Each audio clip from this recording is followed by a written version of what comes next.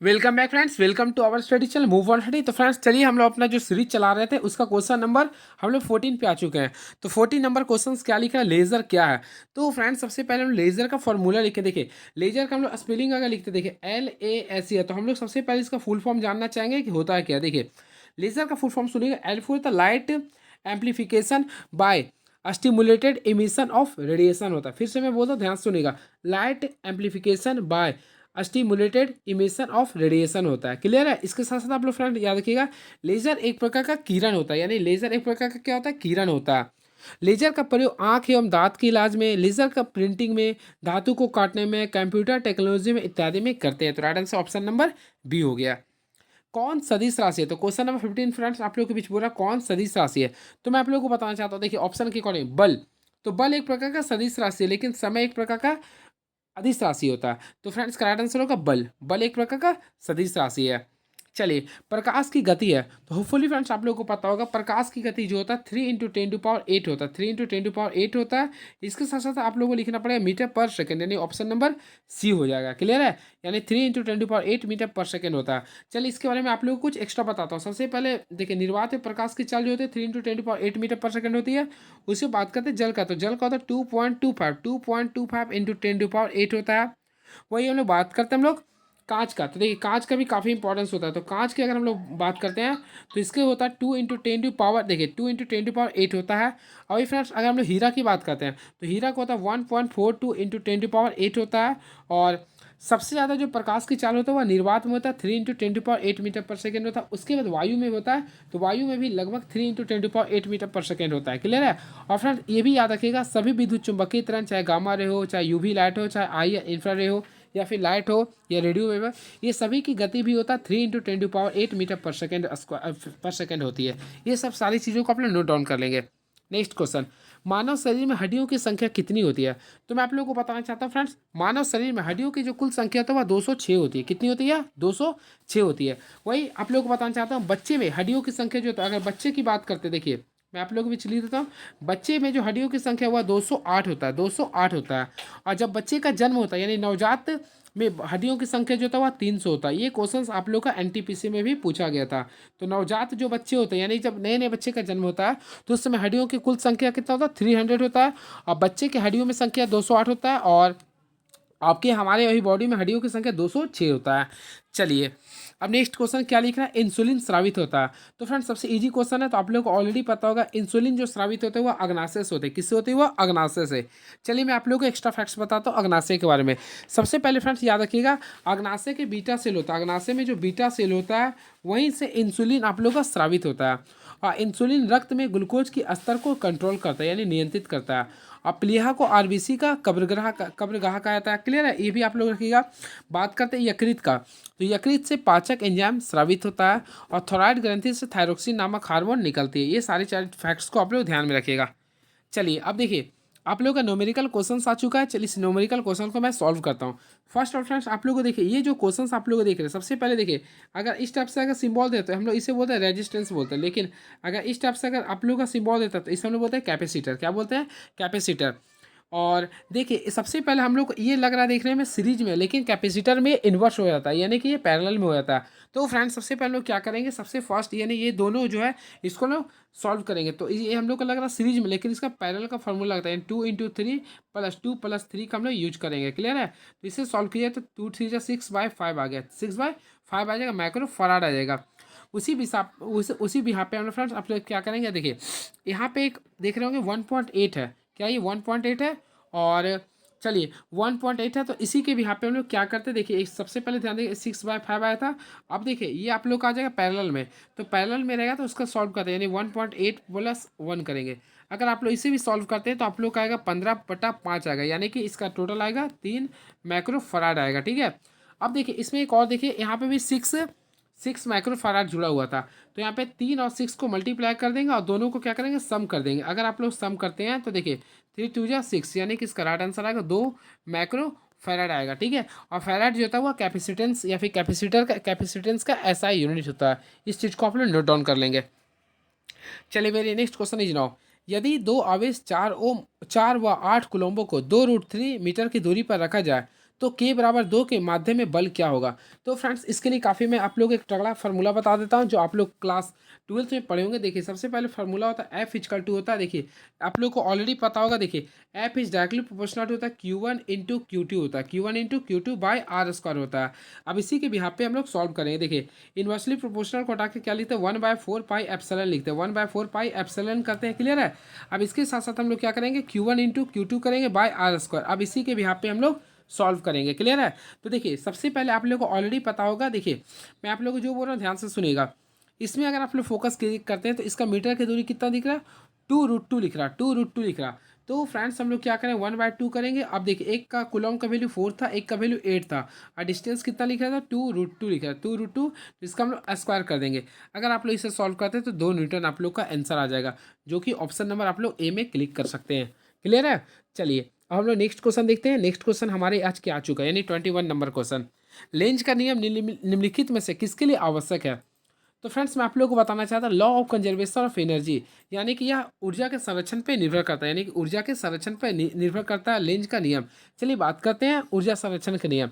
तो ऊर्जा संरक्षण का नियम ये बोलता है फ्रेंड ऊर्जा ना तो उत्पन्न किया जा सकता है और ना ही नष्ट किया जा सकती है, अर्थात विश्व की संपूर्ण ऊर्जा का परिमाण स्थिर होता है, सिर्फ एक रूप से दूसरे रूप में परिवर्तित किया जा सकता है, और ऊर्जा संरक्षण लेंज के नियम पर आधारित होती है। तो यानी ऑप्शन नंबर ए हो जाएगा। चलिए नेक्स्ट क्वेश्चन। नेक्स्ट क्वेश्चन क्या लिखे देखिए, ग्रहों की कक्षा में नियमित रखने वाले बल को क्या कहते हैं। तो मैं आप लोगों को बताना चाहता हूँ फ्रेंड, ग्रहों को कक्षा में नियमित रखने वाले बल को गुरुत्वीय बल कहते हैं। क्या बोलते हैं, गुरुत्वीय बल। यानी ऑप्शन नंबर अगर आप लोग देखते थे तो ऑप्शन नंबर सी हो जाएगा। चलिए मैं इसे एक्सप्लेन कर देता हूँ जो आप लोगों के लिए काफ़ी इंपॉर्टेंस होगा। फर्स्ट ऑफ फ्रेंड्स आप लोगों को क्या करना पड़ेगा, देखिए यहाँ पे आप लोग को अर्थ रखना पड़ेगा, इसके चारों ओर देखिए हम लोग चारों ओर एक आप लोग को ये ग्रेविटेशनल फोर्स के रूप में आप लोग को रखना पड़ेगा। तो फर्स्ट ऑफ ऑल हम लोग यहाँ पे क्या करेंगे, पृथ्वी रखेंगे, तो पृथ्वी को अर्थ लिख सकते हैं। क्लियर है। अब देखिए यहाँ से जो आप लोगों का डिफरेंस लेना है। क्लियर है। तो यहाँ पे आप लोगों को क्या करना पड़े, देखिए मैं यहाँ पे मेजर के रूप में यहाँ पे शो कर देता हूँ। देखिए आप लोग को इससे क्या करना है, गड्ढा करना हो, यानी कि ब्लॉक ग्रो करना है। ठीक है। अब देखिए इसका अगर आप लोग सॉल्व कीजिए तो mv², देखिए इसका फार्मूला आप लोग पढ़े होंगे, mv²/r होता है, mv²/r होता है। तो इसी बिहाफ पे आप लोग ऑप्शन नंबर सी कर सकते हैं, यानी गुरुत्वीय बल के रूप में। चलिए अब नेक्स्ट क्वेश्चन, बर्फ के लिए गलने का गुप्त ऊष्मा क्या है। तो मैं आप लोग को फिर से बताना चाहता हूँ, देखिए काफ़ी इंपॉर्टेंट क्वेश्चन है ये। तो बर्फ़ के लिए अगर देखिए अगर बर्फ़ को अगर जल में आप लोग कन्वर्ट करना है, बर्फ़ को अगर आप लोग को जल में कन्वर्ट करना है तो उसके लिए जो लैटेंट हीट का जो ज़रूरत होता है उसे बोलते हैं 80 कैलोरी पर ग्राम होगा, यानी 80 कैलोरी पर ग्राम होगा। वही अगर आप लोग को जल को वाष्प में बदलना है तो इसके लिए हम लोग 540 कैलोरी पर ग्राम का यूज करते हैं। ये भी आप लोग को ध्यान में रखना पड़ेगा। तो इसके अनुसार अगर आंसर देखा है तो ऑप्शन नंबर क्या होगा, ए होगा। ऑप्शन नंबर ए होगा, यानी कि 80 कैलोरी पर ग्राम होगा। और वही बात करते हैं फ्रेंड्स, अब हाइपराइजेशन के लिए बोलते हैं तो 540 कैलोरी पर ग्राम होता है। क्लियर है। चलिए अब नेक्स्ट क्वेश्चन की ओर मूव ऑन करते हैं, देखते हैं क्या लिख रहा है। संधारित्र बिजली को एकत्रित करता है, यानी संधारित्र यानी होता है कैपेसिटर। तो फ्रेंड्स कैपेसिटर जो होता है वो आवेश को स्थिर अवस्था में संग्रहित करता है। तो राइट आंसर क्या होगा, आवेश को स्थिर अवस्था, यानी ऑप्शन नंबर सी हो जाएगा। क्लियर है। चलिए आप लोगों को मैं बताना चाहता हूँ, देखिए कैपेसिटर अगर आप लोग पढ़े होंगे तो एक होता है पैरेलल कैपेसिटर, एक होता है सीरीज कैपेसिटर। तो फ्रेंड्स सबसे पहले देखिए अगर आप लोगों को पैरेलल कैपेसिटर का फार्मूला बोलता है तो इसके लिए फार्मूला यूज कीजिएगा C1 + C2 + C3, अर्थात जितना कैपेसिटर का वैल्यू देता है उसे ऐड करते हैं। वही अगर आप लोगों को सीरीज में देता है तो आप लोग को 1/C1 + 1/C2 + 1/C3 को यूज करना पड़ेगा, यानी ये कंसेप्ट को यूज करना पड़ेगा। और कैपेसिटर का जो ऐसा यूनिट होता है, सॉरी कैपेसिटेंस का जो होता है इसका होता है फैराड होता है। ये भी आप लोग को ध्यान में रखना पड़ेगा। चलिए अब नेक्स्ट क्वेश्चन की ओर मूव ऑन करते हैं, देखते हैं क्या लिख रहा है ये। तो पृथ्वी से किसी पिंड का पलायन वेग क्या होता है। सबसे पहले हम लोग जानना चाहेंगे पलायन वेग होता क्या है। तो फ्रेंड्स पलायन वेग की बात करते हैं तो वैसा वेग जो अगर हम लोग पृथ्वी से अगर इतना रफ्तार से फेंके कि वह वापस रिटर्न बैक आपका पृथ्वी पर नहीं आता है तो उससे हम लोग बोलते हैं इसका वेलोसिटी। क्या होता है, इसका वेलोसिटी बोलते हैं।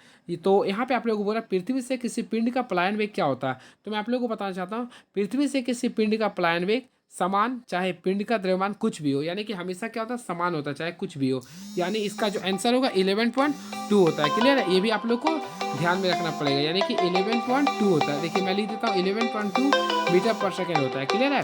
इसके साथ साथ फ्रेंड्स आप लोग को ये भी पता करना पड़ेगा, देखिए पलायन वेग का फॉर्मूला क्या होता है। देखिए पलायन वेग को बोलते हैं वेलोसिटी, इसका वेलोसिटी। तो इसका वेलोसिटी का जो फॉर्मूला होता है अंडर रूट देखिए 2 gm बाय आर होता है, यानी कि √2 GM/r होता है।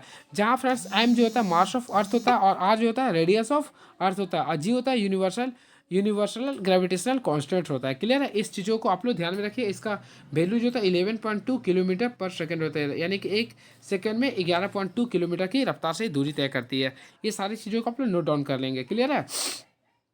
चलिए हम लोग बात करते हैं नेक्स्ट क्वेश्चन का। सेने बार अयस्क है, तो होपफुली फ्रेंड्स सबसे पहले हम लोग क्या करेंगे, सेने बार का सूत्र लिखना चाहेंगे। तो देखिए सेने बार का जो सूत्र होता है वह HGS होता है। क्या होता है? ये HGS होता है, HGS। तो देखिए अगर आप लोग को बोला किसका अयस्क है, तो फ्रेंड्स अगर आप लोग देखते हैं Hg का बोला, Hg यानी क्या होता है? मरकरी। तो ये जो अयस्क होता है वह मरकरी का होता है, यानी सीसा का होता है, सॉरी पारा का होता है। तो आप लोग लिख सकते हैं पारा का ये अयस्क होता है। किसका होता है? ये पारा का होता है। तो अगर आप ऑप्शन अगर देखना चाहते हैं तो ऑप्शन नंबर आप लोग क्या कीजिएगा? बी लिखिएगा। यानी कि पारा का ये एक प्रकार का एस का, इसका सामान्य सूत्र क्या होता है? HGS होता है। चलिए बात करते हैं फ्रेंड्स सीसा का। तो फ्रेंड्स सीसा का जो आप लोग का होता है इसका हम लोग सूत्र लिख लीजिए आगे PBS, और ये PBS को हम लोग बोलते हैं गैलेना। क्या बोलते हैं? गैलेना। तो गैलेना जो अयस्क होता है, फिर से मैं लिख देता, गैलेना जो अयस्क होता है आप लोग का सीसा का होता है। क्लियर है? वही बात करते हैं चांदी का। तो चांदी का जो अयस्क होता है उसे बोलते हैं हम लोग अर्जेंटाइन बोलते हैं, यानी जिसका सूत्र होता है, सामान्य सूत्र होता है Ag2S होता है। इसे हम लोग बोलते हैं अर्जेंटाइन बोलते हैं। ठीक है? ये चांदी का होता है। चलिए वही बात करते हैं जस्ते का। तो जस्ते का सबसे फेमस आप लोग जानते होंगे जिसे हम लोग बोलते हैं कैलेमाइन। तो कैलेमाइन को क्या बोलते हैं? ZNC होती है। तो कैलेमाइन जो होता है ये आप लोग का जस्ते का होता है। एक क्वेश्चन में आप लोग को 4 क्वेश्चन को बताने का प्रयास किया हूँ। चलिए नेक्स्ट क्वेश्चन। ब्लीचिंग पाउडर का रासायनिक सूत्र क्या होता है? तो फ्रेंड्स अगर आप लोग क्लास 10th अगर पढ़े होंगे या पढ़ा रहे होंगे तो काफ़ी इजी क्वेश्चन है। तो ब्लीचिंग पाउडर का सूत्र होता है CaOCl2, यानी इससे हम लोग बोलते हैं calcium oxy chloride, calcium oxy chloride. तो इसे आप लोग याद रखिएगा, right answer option number B हो जाएगा, कैल्शियम ऑक्सी क्लोराइड। चलिए बात करते हैं और भी सारे सूत्र का। सबसे पहले फ्रेंड्स आप लोग को पता होगा, तो देखिए वॉशिंग सोडा Na2CO3, देखिए वॉशिंग सोडा का जो सूत्र होता है वह Na2CO3 होता है। या फिर हम लोग इसमें अगर जल का अणु डालना चाहते हैं तो 10H2O, ये होता है आप लोग का वॉशिंग सोडा का सूत्र होता है। क्लियर है? वही बात करते हैं CaCl2, यानी कैल्शियम क्लोराइड। ये कठोर जल में पाया जाता है, यानी किसमें पाया जाता है? ये कठोर जल में पाया जाता है। ये सारी चीज़ों को आप लोग नोट डाउन कर लेंगे। अब नेक्स्ट क्वेश्चन। पीने के पानी में किसको मिलाने पर दांत नहीं गिरता? तो होपफुली फ्रेंड्स आप लोगों को पता होगा, पीने के पानी में फ्लोराइड को मिलाने से दांत नहीं गिरता। तो यहाँ पे राइट आंसर क्या होगा? फ्लोराइड होगा। सबसे पहले आप लोगों को पता होगा आजकल देखते होंगे दांत का जो कलर चेंज होता है उसकी वजह से। बोलो। तो फ्रेंड्स मैं आप लोगों को बताना चाहता हूँ, जो दांत का जो पीला रंग जो होता है या फिर जो दांत जो खराब होता है फ्लोराइड की वजह से होता है। यानी कि खराब पानी में आप लोग को ऑलरेडी पता है इसमें फ्लोराइड पाया जाता है। क्लियर है? तो पानी, पीने के पानी में फ्लोराइड को मिलाने से दांत नहीं गिरता है। और दांतों में फ्लोरीन की कमी से होने वाले रोग कौन लोग बोलते हैं? दंत क्षय। ये भी आप लोग को ध्यान में रखना पड़ेगा। अगर क्वेश्चन आता है कि दांतों में फ्लोरीन की कमी से होने वाले रंग को क्या बोलते हैं? दंत क्षय बोलते हैं। इसे इंग्लिश में बोलते हैं फ्लोरोसिस बोलते हैं। और इसके साथ साथ फ्रेंड्स आप लोग को दंशा का पीएच मान जो होता है 5.6 से कम होता है। ये भी आप लोग को नोट डाउन करना है। चलिए नेक्स्ट क्वेश्चन। वॉशिंग सोडा का रासायनिक सूत्र क्या होता है? तो फ्रेंड्स हम लोग को बोले आप लोग, मेरा ऑपरेशन क्लासेस में सब आप लोग को मिल जाएगा। तो वॉशिंग सोडा का सूत्र क्या होता है? देखिए मैं लिख देता हूँ Na2CO3 इंटू 10H2 होता है। Na2CO3 इंटू 10H2 होता है। तो राइट आंसर अगर आप लोग देखा जाए तो ऑप्शन नंबर आप लोग क्या कीजिएगा? ऑप्शन नंबर डी को क्लिक कर लीजिए। Na2CO, सॉरी गलत है ये, मैं भी मिस्टेक कर गया। Na2CO3 10H2, इसमें देखिएगा तो कैल्शियम लिखा था जो कि नहीं होता। Na2CO3 10H2 होता है। क्लियर है? ये आप लोग याद रखिएगा वॉशिंग सोडा का, जिसे हम लोग बोलते हैं धोवन सोडा कहते हैं। क्लियर है? और फिर इसे हम लोग अगर तोड़ा जाए तो इसे हम लोग बोलते हैं सोडियम कार्बोनेट डेका हाइड्रेट बोलते हैं। चलिए अब नेक्स्ट क्वेश्चन देखते हैं क्या लिख रहा है। चुंबकीय फ्लक्स का डायमेंशनल सूत्र क्या होता है? तो मैं आप लोग को सबसे पहले आप लोग को ये पता करना पड़ेगा, चुंबकीय फ्लक्स का SI मात्रा क्या होता है? चुंबकीय फ्लक्स का SI मात्रक क्या होता है? देखिए मैं खुद कंफ्यूज कर गया हूँ। तो चुंबकीय फ्लक्स का SI मतलब वेबर होता है फ्रेंड, मैं यहाँ पर टेस्ला होता है, टेस्ला, हाँ कन्फर्म हो रहा हूँ, टेस्ला होता है। अब देखिए इसका SI यूनिट अगर आप लोग, सॉरी डायमेंशनल सूत्र अगर निकालिएगा तो देखिए ML, देखिए ये होता है, आप लोग लिख लीजिएगा। मैं इसे कभी और मैं आप लोग वीडियो में आके पूरा समझा दूंगा किस टाइप से हुआ। चलिए नेक्स्ट क्वेश्चन। कोणीय त्वरण की इकाई क्या होती है? तो काफ़ी अच्छा क्वेश्चन है ये। तो फ्रेंड्स सबसे पहले आप लोगों को पता होगा, देखिए सबसे पहले आप लोगों को पता होगा कोणीय त्वरण की जो इकाई होती है रेडियन पर सेकंड होता है। देखिए रेडियन, मैं लिख देता हूँ, रेडियन पर सेकंड स्क्वायर होता है। रेडियन पर सेकंड स्क्वायर होता है। ये फार्मूला आप लोग को लिखना पड़ेगा, रेडियन पर सेकंड स्क्वायर। या फिर इसे आप लोग लिख सकते हैं, देखिए डबल या ओमेगा इक्वल टू लिखिएगा थीटा बटा टी लिखिएगा। तो अगर देखा है तो इसका राइट आंसर क्या होगा? ऑप्शन नंबर ए हो जाएगा, ऑप्शन नंबर ए हो जाएगा। क्लियर है? चलिए हम लोग नेक्स्ट क्वेश्चन की ओर मूव ऑन करते हैं, देखते हैं क्या लिख रहा है ये। तो फ्रेंड्स लिख रहा, अगर किसी गेंद को एच गहराई वाले कुएं में गिराया जाता है तो उसके पानी में गिरने की आवाज़ टी समय बाद सुनाई देता है, तो समय टी का मान बताएं, जबकि ध्वनि सी ध्वनि का वेग है। तो अगर आप लोग इसे न्यूमेरिकली सॉल्व कीजिएगा तो राइट आंसर आ जाएगा ऑप्शन नंबर डी हो जाएगा, ऑप्शन नंबर डी हो जाएगा। चलिए नेक्स्ट क्वेश्चन। जब किसी बॉल को ऊपर की ओर फेंका जाता है तब उस पर लगा हुआ त्वरण क्या होता है? तो मैं आप लोगों को फिर से बताता हूँ, ध्यान सुनिएगा। जब किसी बॉल को ऊपर की ओर फेंका जाता है तब उस पर लगा हुआ त्वरण हमेशा घटता है। क्या होता है ये? घटता है। तो ऑप्शन नंबर आप लोग सी को क्लिक कर सकते हैं। अब क्या होता है? ये घटता है। चलिए नेक्स्ट क्वेश्चन। यदि दो सदिश ए और बी का वेक्टर गुणक शून्य हो तो ए और बी, तो ए और ए का स्केलर गुणन क्या होगा? तो काफ़ी इजी क्वेश्चन है ये। तो अगर आप लोग क्लास 12th पढ़े होंगे तो आप लोग काफ़ी आसानी से इसे सॉल्व कर सकते हैं। देखिए आप लोग को ये फार्मूला का यूज करना पड़ेगा। अब आप लोग को डॉट प्रोडक्ट्स का मल्टीप्लाई यूज करना कर पड़ता है। देखिए इसे कीजिएगा तो right answer A square plus A B आ जाएगा, A square plus A B.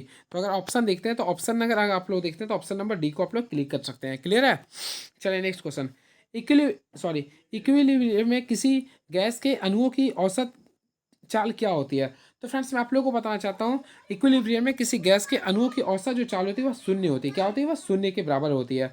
और वही जब किसी गैस के अणु इक्विलिब्रियम में नहीं हो, अगर इक्विलिब्रियम में नहीं हो तो फ्रेंड्स इसका जो वेग होता है √8 RT/m होता है। ये भी पाई एम होता है, √8 RT/m होता है। ये आप लोग को ध्यान में रखना पड़ेगा।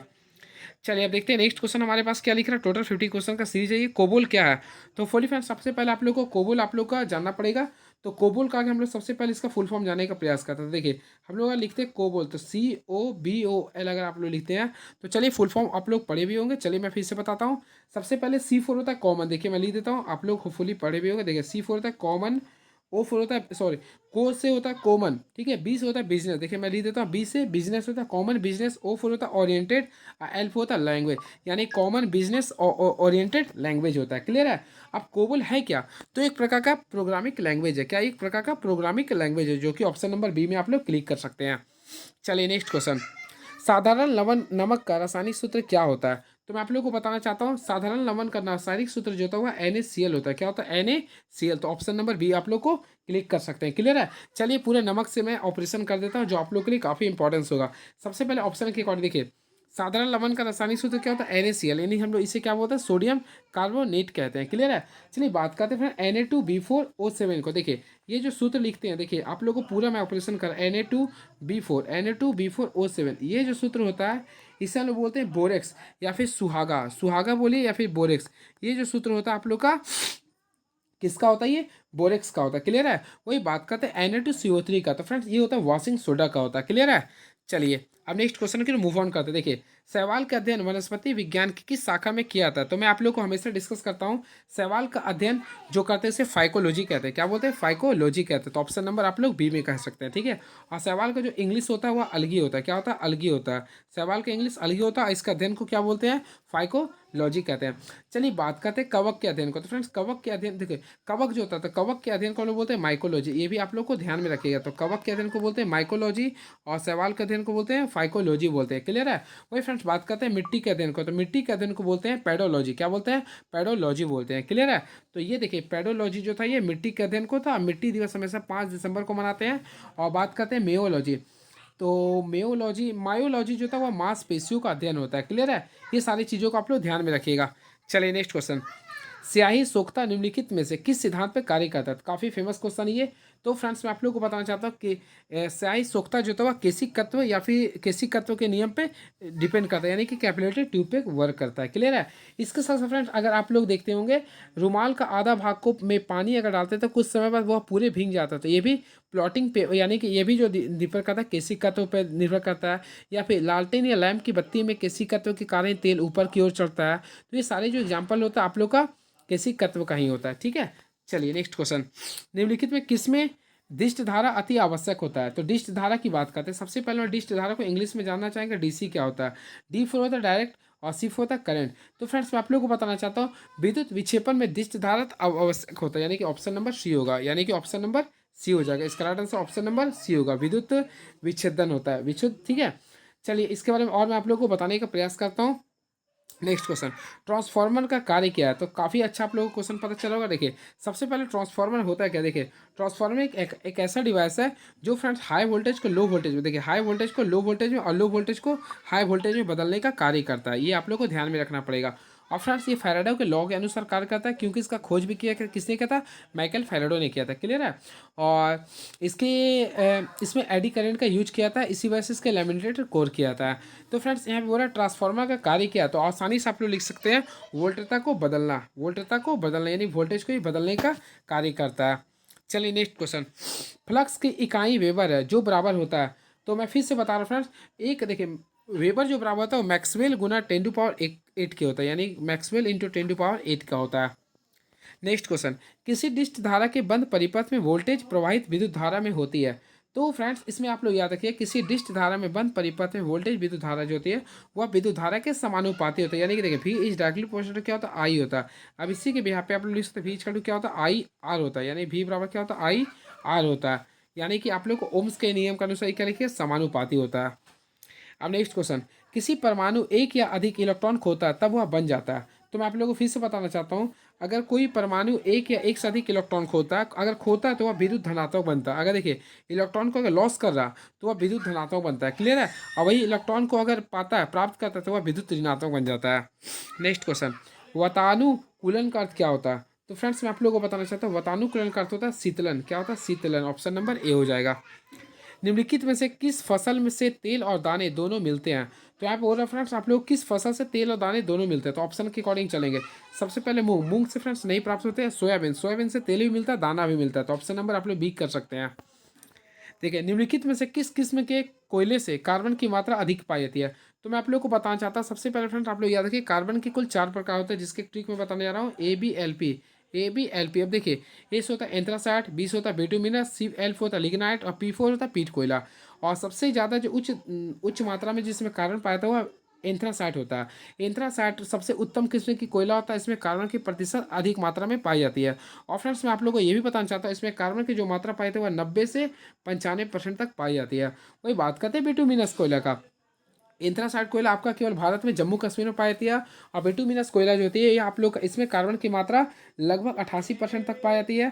और फ्रेंड ये काफ़ी मुलायम होती है, इसी का प्रयोग हम लोग घरेलू कोयला में करते हैं। यानी कि आप लोग जो घर में कोयला जो यूज करते हैं वह बिटुमिनस कोयला होता है। चलिए बात करते हैं लिग्नाइट कोयला का। तो फ्रेंड लिग्नाइट कोयला को सबसे पहले याद करिए, इसे भूरा कोयला कहते हैं। क्या कहते हैं? भूरा कोयला कहते हैं। या निम्न इसमें 78% तक कार्बन पाई जाती है। लास्ट आ गया पीटवा लोहा। देखिए पीट जो होता है, पीट प्रकार कोयला होता है, सबसे निम्न कोटि का कोयला होता है। और इसमें कार्बन की मात्रा 50 से 60% तक होती है। ये आप लोग सारी चीज़ों को नोट डाउन कर लीजिए। निम्नलिखित में कौन सी बीमारी विषाणु जनित है? तो फ्रेंड्स आप लोग यहाँ पे बोल रहा कौन सा बीमारी वायरस जनित है। सबसे पहले हम लोग जानेंगे वायरस का फुल फॉर्म। देखिए वायरस को अगर आप लोग लिखते हैं तो यहाँ वायरस लिखे। देखिए सबसे पहले हम लोग जानना चाहिए V4 क्या होता है। V4 होता है vital information resources under seize होता है, ये फुल फॉर्म होता है। और वायरस जो होता है एक HIV नाम, देखिए वायरस जो बीमारी होता है आप लोग को ऑलरेडी पता होगा, वायरस जो होता है यानी विषाणु सजीव भी होते हैं और निर्जीव भी होते हैं। क्लियर है? इसके लिए होस्ट की ज़रूरत होती है, होपफुली आप लोग को पता होगा। क्लियर है? इसका एग्जाम्पल होता है कोरोना होता है, एड्स होता है, वायरस होता है ना।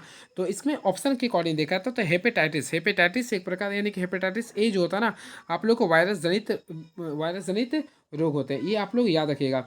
यानी कि हेपेटाइटिस बीमारी विषाणु जनित है, बाकी अन्य तीनों यानी कि टाइफाइड हो गया, टीबी हो गया, ये तीनों जो होता है ना, ये आप लोग का जीवाणु से होता है। किससे होता है? ये जीवाणु से होता है, जिसे हम लोग बैक्टीरिया कहते हैं। क्लियर है? चलिए नेक्स्ट क्वेश्चन, निम्नलिखित में कौन सा भौतिक परिवर्तन है? तो फ्रेंड्स सबसे पहले हम लोग जानना चाहेंगे भौतिक परिवर्तन क्या होता है। तो आप लोग को मैं बताना चाहता हूँ यह एक प्रकार का अस्थायी परिवर्तन है। इसमें पदार्थ की भौतिक अवस्था बदल सकता है, लेकिन हमेशा के लिए किसी नए पदार्थ का निर्माण नहीं होता है। जैसे ही फ्रेंड्स ऑप्शन के अकॉर्डिंग तो हो जाएगा पानी का जमना, पानी का जमना हो गया। क्लियर है? पानी का जमना हो गया, मोम का पिघलना होगा, चीनी का जलीय विलयन होगा, नमक का जलीय विलयन होगा, बादल का बनना हो गया, पानी का वाष्प में बदलना। ये सारे एग्जाम्पल जो होता है वो भौतिक परिवर्तन होता है। अभी बात करते हैं लोहे में जंग लगना, कोयला का जलना या फिर दही का खट्टा होना, ये सारे तीनों प्रक्रियाएं जो तो वह रासायनिक परिवर्तन होता है। लास्ट क्वेश्चन, इसमें सबसे अच्छा उष्मा चालक है। तो फ्रेंड्स अगर आप लोग क्लास 12th या क्लास 10th पढ़े होंगे तो आप लोगों को पता होगा silver is the best conductor of electricity. तो राइट आंसर चांदी होगा। चांदी का संकेत क्या होता है? Ag होता है। क्या होता है फ्रेंड्स? Ag होता है। होपफुली ये पता होगा। अब देखिए उसमें चालकता का मैं सीरीज बता दूँ। सबसे पहले सबसे अच्छा जो होता है वो चांदी होता है, इसके बाद आप लोग का कॉपर लिखिएगा, क्या लिखिएगा, कॉपर, इसके बाद लिखिएगा एल्यूमिनियम, इसके बाद लिखिएगा आप लोग Fe लिखिएगा यानी कि लोहा लिखिएगा। ये सारी चारों चीज़ों को आप लोग असेंडिंग ऑर्डर में सजा सकते हैं। तो ये रहा आज का क्लासेस। और फ्रेंड्स अगर आप लोग हम लोग को देखना चाहते हैं तो ये हम हैं, जो कि आप लोग हमारा नाम अगर जानते हैं तो काफ़ी अच्छी बात है। ठीक है, तो ये हमारा क्लासेस था। चलिए थैंक यू सो मच, फिर मिलते हैं हम लोग नेक्स्ट वीडियो के अनुसार। Thank you so much, please subscribe my YouTube channel move on study. Thank you so much.